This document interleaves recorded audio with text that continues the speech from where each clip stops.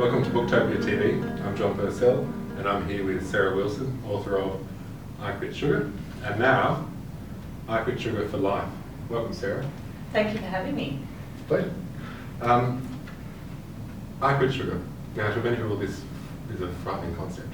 Can you explain why I should quit sugar? Why should I give it up?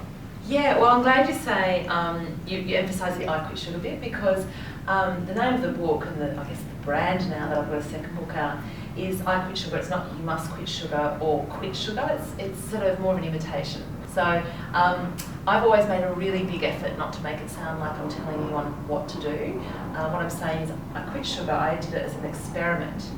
This is what it did for me. This is how I did it, and you might like to try it too. So to answer your question, why should you quit sugar? Well, if you're curious about whether it's the reason that you're not feeling great, that you might have a chronic disease, that you might be overweight, then I would say give it a crack. Give it a go for 8 weeks and see what happens to your body. And the fortunate thing is that it is so not tolerated by our bodies that when we do quit it, within an 8-week period, I'd say most people experience something very, very dramatic, enough to make them want to keep going. So in my case, 2 weeks in, I felt instantly energised. My skin was dramatically different. I didn't lose weight for quite some time. I ended up losing about 10 to 12 kilos, and I've stayed with exactly the same weight now for 2.5 years. Haven't shifted even half a kilo.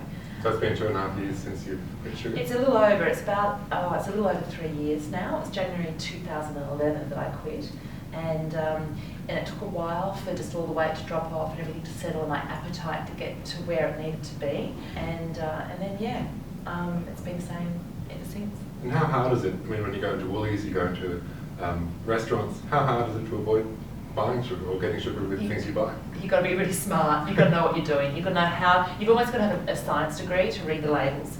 Well, you can buy my book. It's all in here. Yeah, that's right. So I do actually, a big part of my program, and I also reiterate it in the second book as well, is about how to navigate labels and to know what to look for. And look, at the end of the day, the program, it's not that complicated. Like you say, people are scared of this idea of quitting sugar. I could have called it I Quit Processed Food, but it's kind of not as catchy, At the end of the day, it is about quitting sugar, because it is sugar that is at the core of our modern diseases, and that's been shown time and time again with a growing body of evidence of science, and some of it gold standard science. But essentially, if you avoid processed food, you will avoid sugar. That's probably going to get rid of the bulk of your sugar consumption. So anything in a packet, anything from those popular aisles in the supermarket. If you can go to the bits where it's got the fresh produce and you can see, and it's got one ingredient only, preferably, you're sorted. What about fruit? Fruit's a really contentious one. For me, it's not contentious. For the duration of the 8 weeks, in fact, it's less than that. It's for 6 weeks of the program. I advise cutting all sugar out, including fruit, which is high in fructose, which is the problematic part of sugar. And it's really just to recalibrate your body so that your body can get an opportunity to experience what I call food freedom. Freedom from the fructose roller coaster. And once you're off that roller coaster, you can actually work out, basically your metabolism and your appetite comes back to normal. All your hormones that control appetite kick into gear like we had it as a kid, and we can actually tell how much sugar or how much food in general we need. So it's kind of like being a little bit pregnant. Being a little bit sugar-free and still eating fruit, just for that period, is not going to give you that opportunity to go, what does my body need? How much of that fructose can you handle? And for me, I can handle about 1 to 2 pieces of whole fruit a day. Any more than that, it just doesn't make me feel great. So that's where I land. Everybody's different. But if you don't give yourself that opportunity, I feel that, you're just a little bit pregnant. I have one issue, is that I generally garnish my sugar with alcohol. Where does alcohol sit in the game? You eat grapes, you mean? Yeah. Fermented. Okay, well, the good news, wine, the sugar in wine, or the fructose in wine, is what ferments and becomes alcohol. So a lot of the fructose disappears in the fermentation process. So red wine in particular is very low in sugar. White wine less so. I don't advise drinking white wine, and champagne still contains quite a large amount of sugar, so avoid champagne. Beer is fructose free.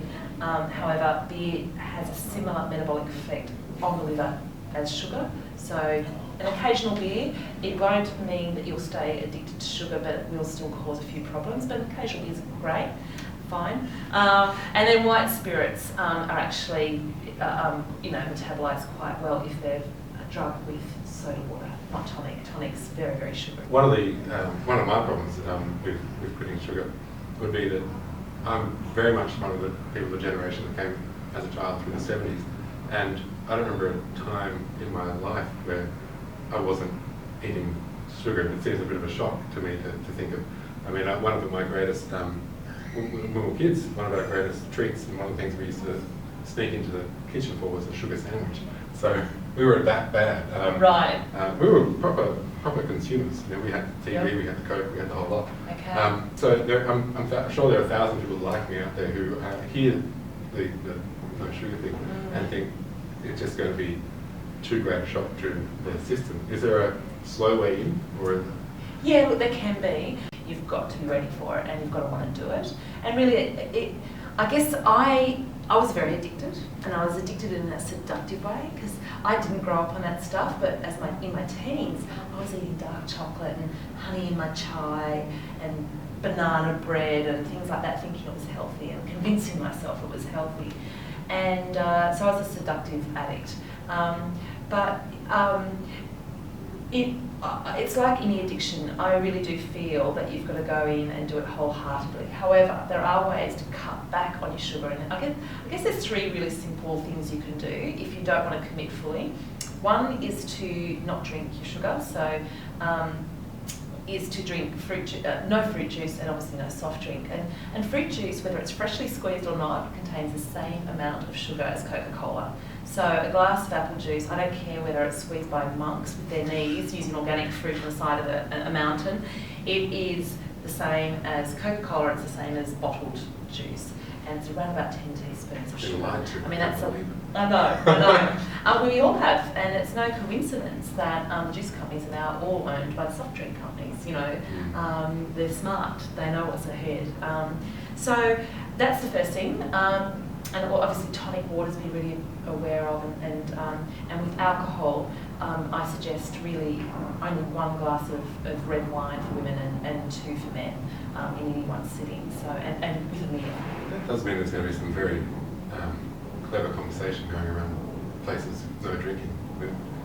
With 1 glass, you're not going to have a whole lot of drunks sitting around and communicating stupidly. No, exactly. Bright conversation, clever. And go to Europe, go to France or Italy. That's the way that they consume their alcohol. They have a glass or 2 with dinner.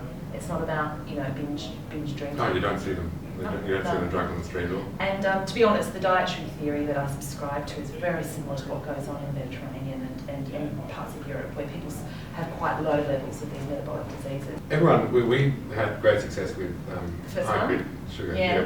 We sold truckloads of it, and it was still in our bestseller list for months and months and months. What are people going to get in Quit Sugar for Life?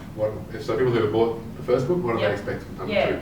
Very, very good question. I am prepared. Look, this second book is one that I created not as organically, because the first one was, as I was testing it all out and feeling my way, myself. The second one is one that is a real reflection of, I guess, how I've been living for quite some time. It's my wellness principles broadly, stemming from the way that I grew up. So I grew up in a subsistence living property, and milk, goats for milk and meat, and mum cooked everything from scratch, and those principles just have always made a lot of sense. And I have found a way. I mean, basically, when you quit sugar, you do need to learn how to cook. It doesn't have to be complicated. And this is the thing. This book is basically to ensure that we can do this sustainably. There's no point doing a fad diet. This is not a fad diet. This is a kind of a fundamental pivot point from which to live really sustainably. So some of the principles I talk about here: dense nutrition. So when you're about to eat something, think about, is this the densest nutrition that I can get into my meal right now? I don't worry about anything else. You know, if it's got great protein and fat and veggies, sorted, I don't worry. So explain dense, like when you say dense nutrition. So it's got lots of nutrients in it. So when we're eating meat, for instance, we can go and eat a piece of processed meat and we can fry it. Or we can get a secondary cut of meat, so brisket, you know, these old-fashioned cuts of meat, which are the very muscly bits of the meat, have lots of kind of nutrition in that meat, often thrown out. So it's cheap when you buy it. You slow cook it, and slow cooking actually preserves a lot of the enzymes, becomes a more nutritious meal in the process. And you can add lots of different vegetables to get the flavour rather than gooey sauces. And you have a meal that is sustainable in every sense of the word. It's economical, you know, it's cheap. It's getting the maximum nutrition out of the meat that you're eating. So, and it's sustainable in that it's easy. You dump a whole heap of things in a slow cooker, press play, go to work, and it's done when you're home. So, slow cooking is one of the things I really advocate. Making meals in batches, that kind of thing. I introduce a whole heap of really no-brainer concepts that our grandmothers and our great-grandmothers used to live by. It's going back to basics and cutting out all the fads. And in fact, I go through a number of the fad diets that are around, everything from juice detoxes to veganism to the paleo diet. And I extract an intermittent fasting, you know, the whole 5-2 thing. Yeah. I extract the bits that have got the most scientific basis to it, and go, okay, well, what can we take out of this without making it too complicated and faddish? And, you know, for instance, juicing, I actually don't believe in juicing because it concentrates the sugar too much. So I suggest pureeing your vegetables as a way, and fruit, as a way of having one of those green smoothies that are really popular now. And then you can actually add extra more fun ingredients like coconut and you know, avocado and things like that. It becomes a really full-on meal. So, yeah, you know, bring in some principles to make it really easy and sustainable in every sense. Good, great. Thank you very much for talking with us. My pleasure. Sarah will be signing copies of I Quit Sugar for Life right now, and they'll be available to buy at booktopia.com.au immediately. Immediately. Also, I know that was silly.